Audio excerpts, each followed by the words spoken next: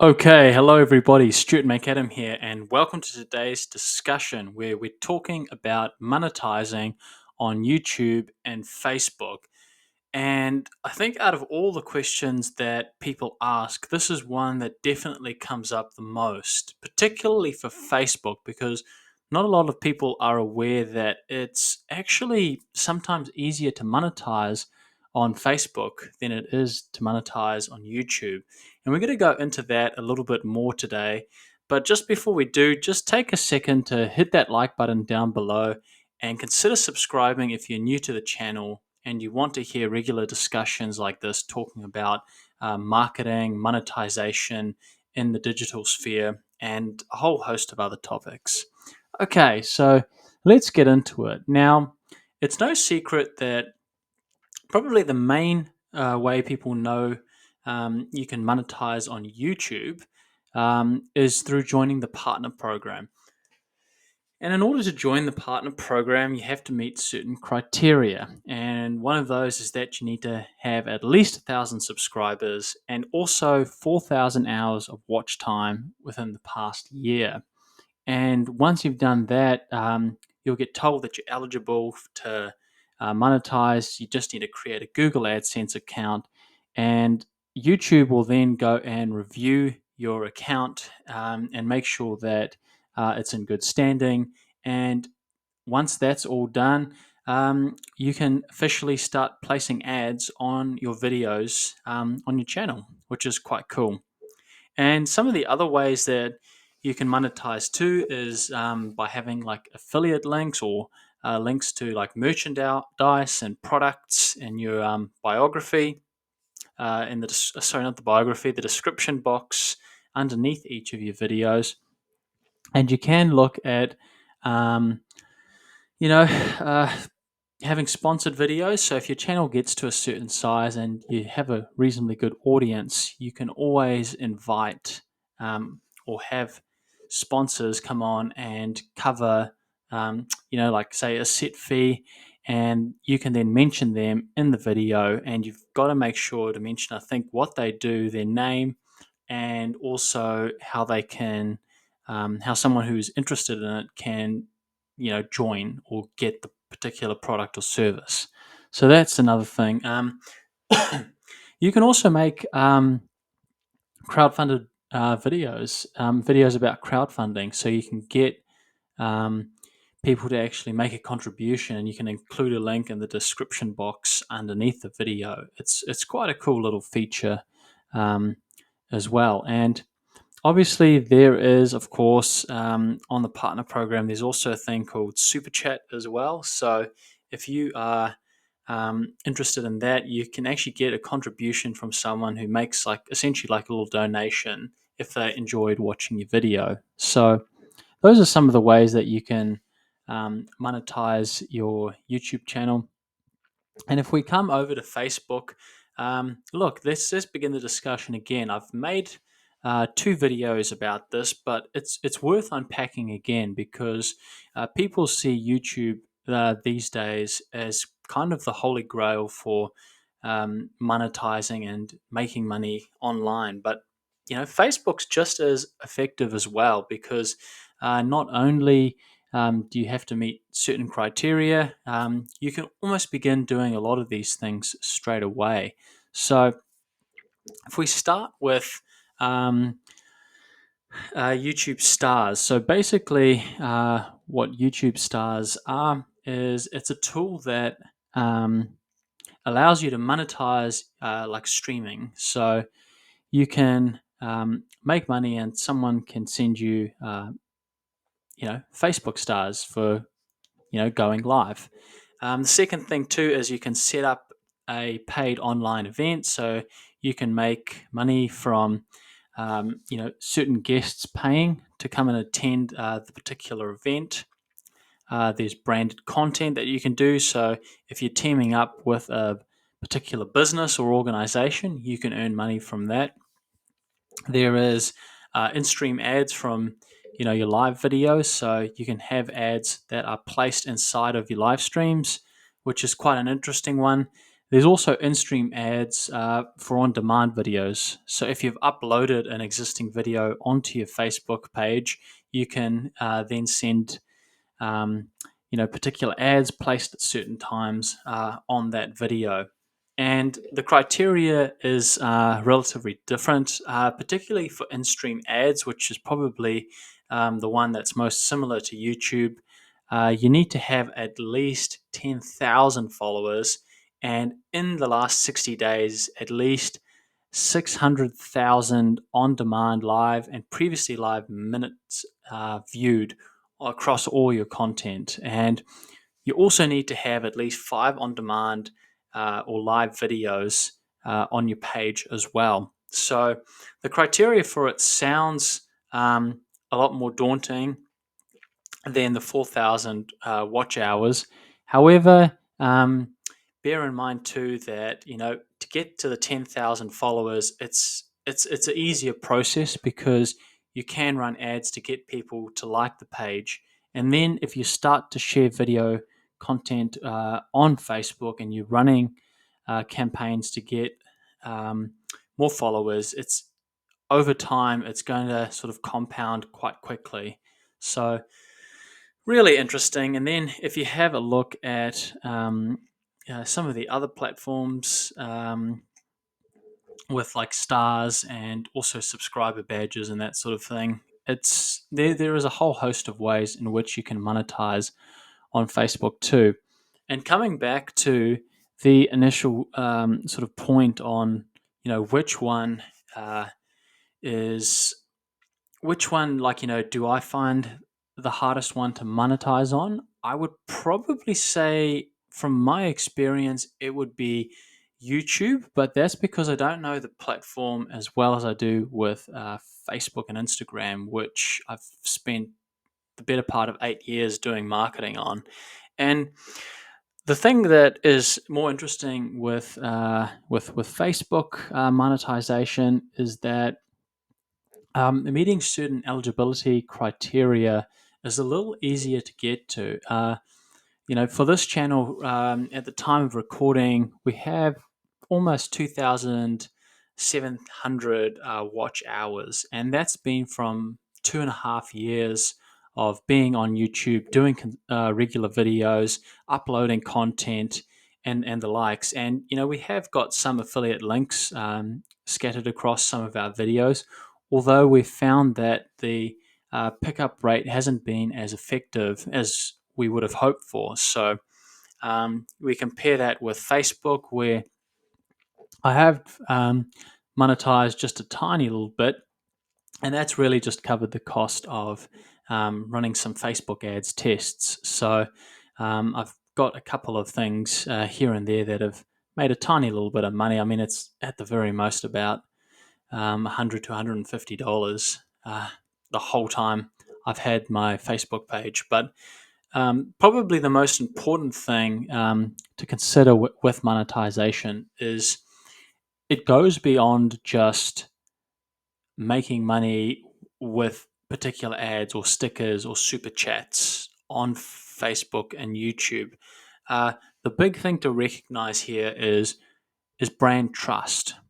And by brand trust, it's what is someone who is visiting your channel perceiving, and how much value are they getting out of the content that you are putting out onto Facebook and onto YouTube?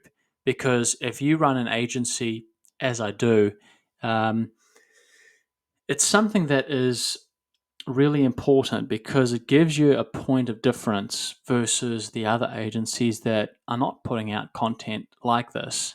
A lot of people don't have huge amounts of time. They may not always have that availability to sit down for 15 minutes to read an in depth look at the current state of Facebook ads, for example.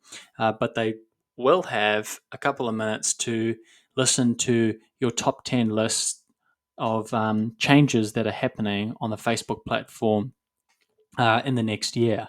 So that's definitely been something which has helped me out quite significantly is sharing that content and also putting it onto other platforms such as LinkedIn as well, and making sure that it's readily accessible to people. And I've been quite surprised as to how many people have initially found my YouTube videos from the LinkedIn platform. So it's definitely a great way to sort of monetize indirectly. So you're putting the content out there.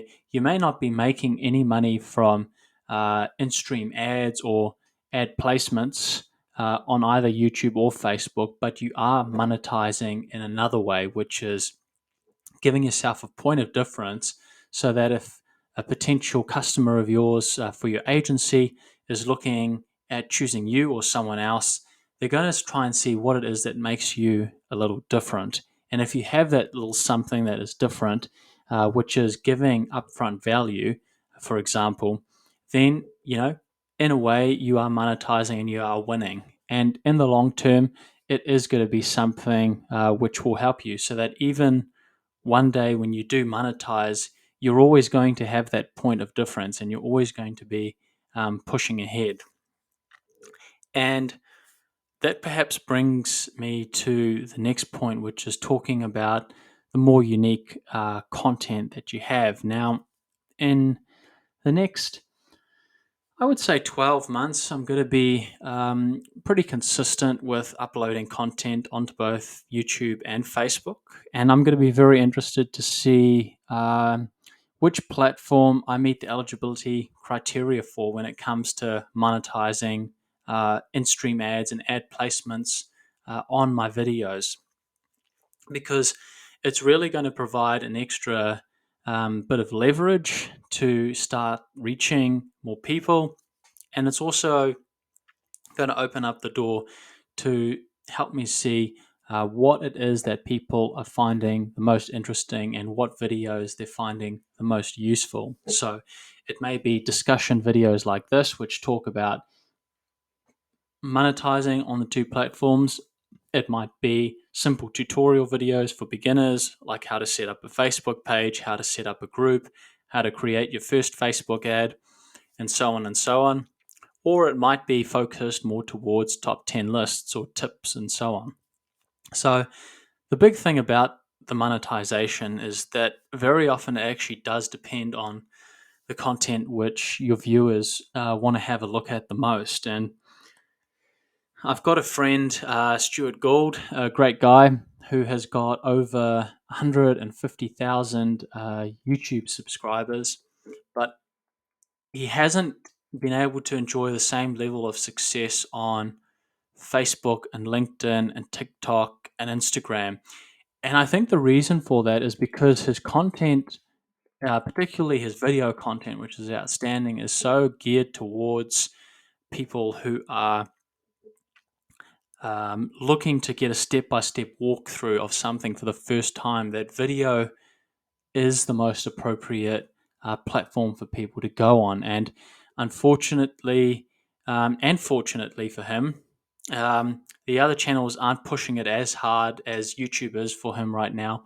But it's showing that he's found his calling on the singular platform, and that's been really good for him. And I mean, I'm sure if he put a couple $1,000s into getting some Facebook followers, he'd probably get to that 10,000 followers and 600,000 minutes of watch time, within a few months. But I suppose that's up to him to decide on that one.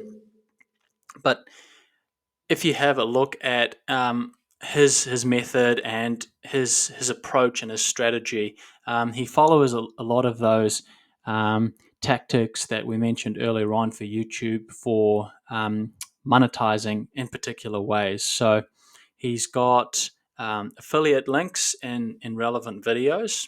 He's got ads placed on his videos at the beginning, and I believe at the end.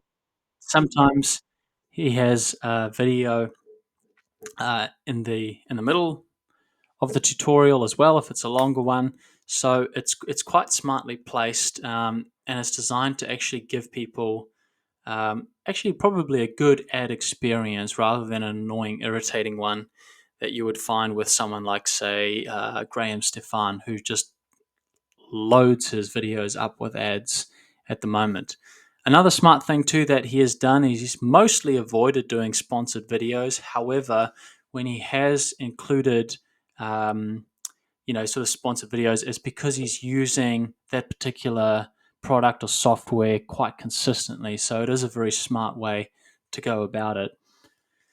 And if we go over to someone who is doing Facebook advertising on their page, one example is a person called Lady Luck HQ. So she has got channels all over social media, including YouTube and Facebook. But talking about her Facebook one, she was talking in one of her videos about how it was, did take a while to get the gears going, but as time went on, and I think within 6 months, the watch time and the following that she had accumulated had compounded so much that her Facebook earnings getting to a point where they may exceed her YouTube channel earnings. So it does show the potential that there is to create a good income stream on Facebook as well. And if you want to go and see Lady Luck's HQ's videos about Facebook and YouTube monetization, just punch it into YouTube. You'll find the videos pretty easily. And it is a really good insight into just how differently the platforms operate and what a difference it can make if you have got a presence across two platforms and the potential it has to really impact your income in a positive way for your business. So I'm going to leave it at that today. It's been quite interesting to discuss this journey a little bit more and have a look at how the two platforms operate with monetization. So if you do want advice monetizing on YouTube, I'd highly recommend you get in touch with Stewart Gauld. His website is stewartgauld.com. I'll include a link in the description box below. Do get in touch with him and get his insights, pick his brain in a consulting session. He's absolutely excellent for that. He really helped transform my channel from a rookie part-timer doing lives all the time to a structured, ordered YouTube channel that's actually building and growing an engaged following. So that's one person. And look, if you do want to reach out to Lady Luck HQ or some of these other people that have really done incredibly well on Facebook and monetized their page, possibly Darman or someone similar, do get in touch with them as well. And you never know, they might come back to you with a couple of pointers to put you in the right direction. But that's all for me on this episode of marketing online. Hope you found it useful. If you did, make sure once again to hit that like button down below and consider subscribing if you're new to the channel. And we'll see you next time. Bye for now.